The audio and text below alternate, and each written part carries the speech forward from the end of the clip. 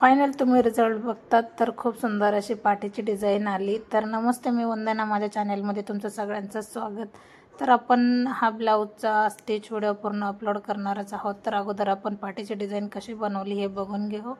तर मी अगोदर कटिंग करताना माझ्या लक्षात नाही राहिलं कॅमेरा ऑन करायचा।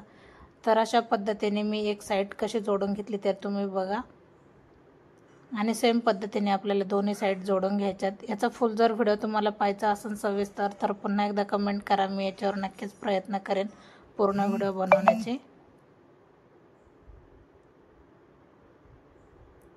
अशा पद्धतीने पूर्ण व्यवस्थित जोडजाड करून घेतली आणि उरलेला कपडा मी पूर्ण कटिंग केला आहे। तर आपल्याला रेडीमेड पायपिंग घेऊन अशा पद्धतीने जोडून घ्यायचं आहे। ज्यांच्याकडे रेडीमेड पायपिंग नसल्यामुळं जर काही प्रॉब्लेम येत असेल तर आपण साडीच्या कपड्यापासून पण बनवू शकतो, तर काही अडचण नाही।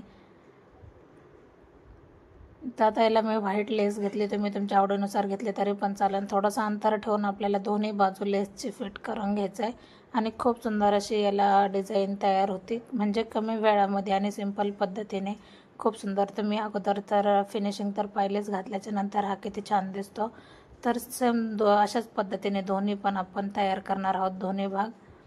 तर थोडंसं लूज वाटते, जी आपण लेस लावली, पायपिंग लावली, तर ती लूज न राहता कशा पद्धतीने त्याला थोडंसं टाईटपणा आलं पाहिजे। तर आपण ज्यावेळेस त्याच्यामध्ये व्हाईट कलरचा धागा असतो ते थोडासा आपल्याला बाहेर ओढून घ्यायचा आहे आणि त्याच्यानंतर आपल्याला थोडंसं प्रेस करायचं आहे। बघा किती व्यवस्थित येऊन जाते। तर अर्धा ते 1 इंचाचं जरी अंतर निघलं तरी भरपूर झालं। दोन्ही बाजूने केलं तरी पण चालते। उरलेला मी थोडंसं कट करून टाकते। अशा पद्धतीने आपल्याला दोन्ही बाजू तयार करून घ्यायच्यात।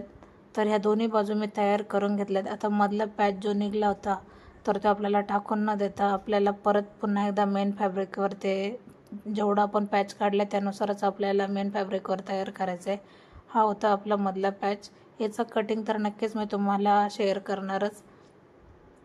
तर फटाफट कमेंट करा, म्हणजे माझ्या लक्षात येईल तुम्हाला याच्यावर व्हिडिओ पाहायचा आहे की नाही।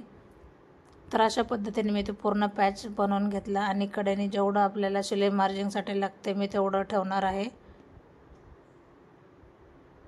शिलाई मार्जिंगसाठी जेवढं लागतं तेवढं आपण आखून घ्यायचं आहे, कारण आपल्याला शिलाई त्याच याच्यावर आली पाहिजे, म्हणजे कमी जास्त व्हायला नको।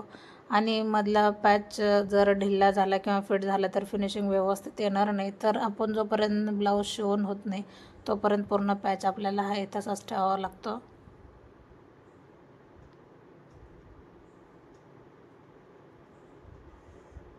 आता आपल्याला याला खालच्या बाजूने किंवा वरच्या बाजूने जर पायपिंग लावायची असेल तर आपण लावू शकतात, तिथे तुमच्या आवडीनुसार असेल। आता ही वरची बाजू आहे आणि जी खालची बाजू आहे ती मोठी बाजू आहे। आता मी जी पायपिंग लावते ही वर बाजू जाणार, तर थोडंसं मी ओढून घेतले म्हणजे व्यवस्थित फिनिशिंग येऊन जाते। हर एक रेडीमेड पायपिंगला असंच करा, म्हणजे फिनिशिंग व्यवस्थित येऊन जाईल। नॉर्मल वडा, जास्त पण ओढायचं नाही आहे। अर्धा इंच जरी दोरी बाहेर आली तरी भरपूर झालं। आणि आपण ज्या पद्धतीने आखून घेतले त्या पद्धतीने आपल्याला फिटिंग करायची। आणि आपण ज्यावेळेस फिट करतो तर आपल्याला तो पॅचला रफ करायचा आहे दोन्ही बाजूने, का जे करून घातल्याच्या नंतर उसवणार नाही अशा हिशोबाने ब्लाऊज आला पाहिजे। तर बघा, रफ केले मी 3-4 वेळेला आणि त्याच्यानंतर खालच्या बाजूला पण आपल्याला रफ करायचं आहे, किंवा रफ केल्याच्या नंतर डबल शिलाई मारली तरी पण चालते।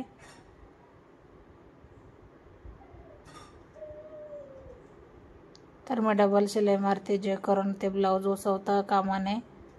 आणि पुन्हा एकदा मी रफ केले डबल शिलाई मारल्याच्या नंतर पण। तर अशा पद्धतीने मी जवळजवळ पुन्हा एकदा दोन्ही बाजू सेम जोडून घेते।